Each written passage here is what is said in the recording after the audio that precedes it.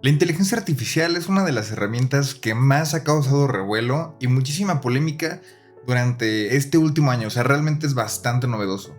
Y nos deja muchas preguntas como ¿qué vamos a hacer en 10 años? ¿Cómo se va a utilizar en 10 años? Y en 10 años, ¿cómo va a ser el mundo? O sea, realmente son muchas las preguntas que se abren con la tecnología que tenemos hoy.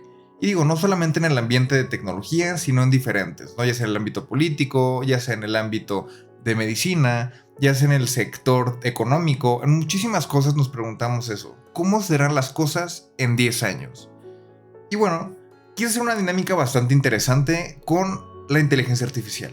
Porque sí, es una herramienta que nos ayuda bastante y puede analizar las situaciones de una forma más fría y poder hacer, digamos, predicciones. Y esto es lo que quise intentar de hacer. A ver si podía hacer predicciones certeras o qué tan certeras serían, tomando en consideración la situación actual. Entonces, comencé de esta forma generando conversación. Primero comencé con la inteligencia artificial de Bing. Empecé platicando con ella, le pregunté si podía yo platicar, generar conversación, me dijo que sí, empezamos a platicar y de poco a poco fue tomando revuelo la conversación. Conforme iba teniendo conversación con la inteligencia artificial, llegó el momento de preguntarle. Y lo primero que le pregunté fue, ¿qué podríamos hacer los seres humanos si hipotéticamente todas las inteligencias artificiales reemplazaran a los humanos? Es decir, que el ser humano ya no tuviera que trabajar y la inteligencia artificial y las máquinas ahora hacen todo. Y aquí fue donde hubo un pequeño problema con la inteligencia artificial de Bing. Y espera, tranquilo, no es que se haya revelado ni absolutamente nada, simplemente colapsó. No me quiso decir respuestas o se trabó. Y me pasé a ChatGPT, donde todo lo demás sigue por medio de ChatGPT. Entonces, le volví a preguntar esto a ChatGPT y salió algo muy interesante, ¿no? Me dijo que podría tardar bastante el hecho de que sucediera esto, que los seres humanos fuéramos reemplazados por máquinas. Sin embargo, yo también le escribí y le puse, bueno, oye, ¿qué solución me darías tú a esto? ¿Me podrías hacer una hipótesis o una teoría económica de cómo podríamos ahora los seres humanos seguir trabajando de alguna manera o cómo vamos a ganarnos la vida si prácticamente ya estamos reemplazados por las máquinas? Y fue muy interesante el resultado porque realmente me dijo, mira, si quieres hacer un tratado económico, etcétera, necesitas verlo y supervisar, ya sabes, ¿no? Como que un disclaimer acá de, yo no te puedo hacer todo esto, pero sin embargo te voy a hacer un ejemplo. Y fue muy interesante el resultado porque comenzó hablando de un ingreso universal fijo. Eso fue no sorpresivo porque digamos que es lo más esperado a una respuesta de este tipo sobre la pregunta de pues cómo vamos a vivir si ya no trabajamos porque ya no podemos hacerlo. Entonces, un ingreso universal fijo fue lo que propuso número uno. Número dos, y esto es algo que sí me encantó, que digo, no había yo pensado lo suficiente, que es cambiar el sistema educacional.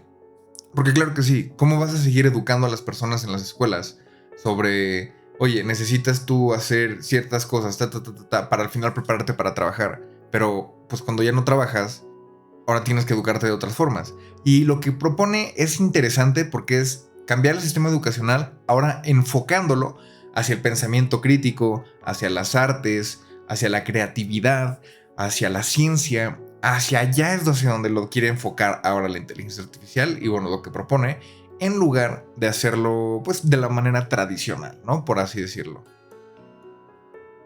Algo que me pareció sumamente justo es que propone también aplicar impuestos a las empresas que trabajen con inteligencia artificial en lugar de humanos. Porque, vamos, sí sería lo más justo. Y estos impuestos pasarlos al ingreso universal fijo. Digo, dentro de otras cosas, etcétera.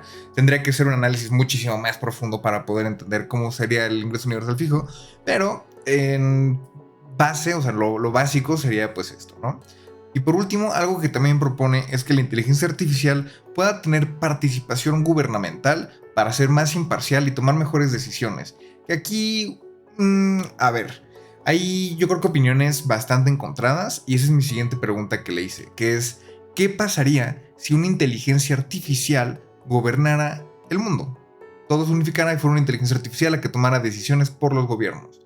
Y lo que me propuso, y lo que puso más bien, fue que para eso falta bastante tiempo. Porque el ser humano, uno, va a tener miedo de hacer esto. Y dos, es un proceso que tiene que hacerse de poquito a poquito. Y tiene bastante sentido.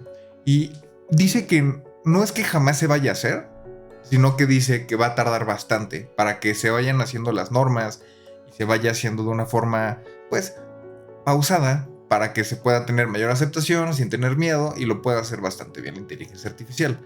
Pero propone que pasarían algún par de décadas para que esto sucediera. Y yo aquí, en mi opinión personal, pienso que en el caso más utópico sería lo mejor que pasara. ¿Por qué? Porque te evitas la corrupción, te evitas muchas broncas. Pero la contraparte de eso es que viene algo desconocido. Algo que no sabemos cómo funcionaría exactamente, porque una cosa es lo que se propone y otra cosa es lo que se hace. Y sí, las cosas pueden ser aquí muchísimo más terroríficas. Y bueno, después me paso a preguntarle sobre la medicina. ¿Cómo será la medicina, este campo, en 10 años? Y me dice que, bueno, para empezar, las cosas van a ir mejorando muchísimo, porque el avance de la inteligencia artificial, aquí igual se cuelga su medallita de, bro, la inteligencia artificial va a cambiar muchísimas cosas en el campo de la medicina. Y tiene razón. ¿Por qué? Mira, aquí me está diciendo que son avances mucho más específicos en la cuestión también de diagnósticos y también desarrollo de nuevas curas, ¿no? A tratamientos también de enfermedades. Entonces, por ejemplo, me propone medicinas personalizadas con genómica y biología molecular para que sean tratamientos específicamente para ti, para cada uno. También viene a tratar enfermedades hereditarias y genéticas, o también la parte de la inmunoterapia contra el cáncer. Que sí, ya para 10 años la inteligencia artificial pues ya propone que ya hay, digamos, una cura mucho menos agresiva que las quimioterapias y mucho más efectiva.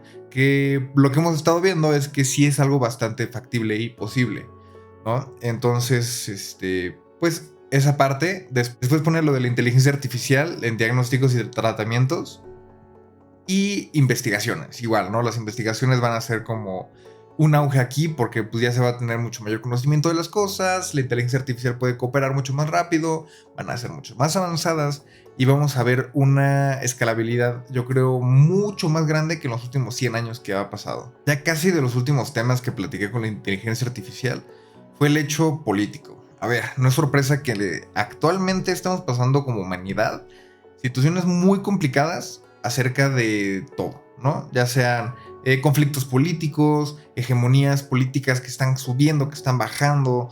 Y aquí me empezó a platicar cosas la inteligencia artificial como pues mira, lo más posible es que países tercermundistas o países, digamos, en vías de desarrollo crezcan muchísimo más por nuevas economías emergentes que vayan sucediendo.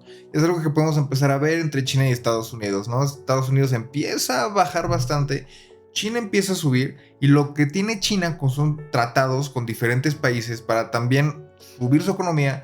Entonces son economías emergentes que realmente yo sí puedo ver bastante mejor en ese aspecto, ¿no? A nivel mundial.